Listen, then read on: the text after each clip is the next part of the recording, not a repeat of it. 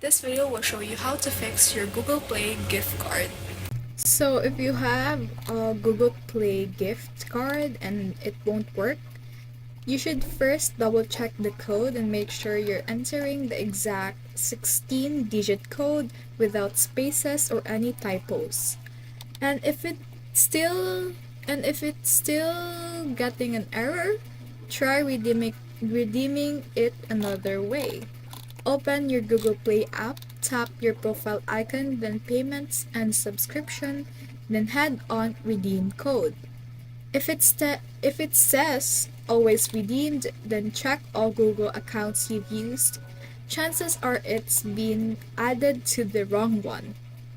And if it's still not working, you should take a clear photo of the back of the card and receipt and go to the support.google.com and choose fix your problem and choose gift card issues.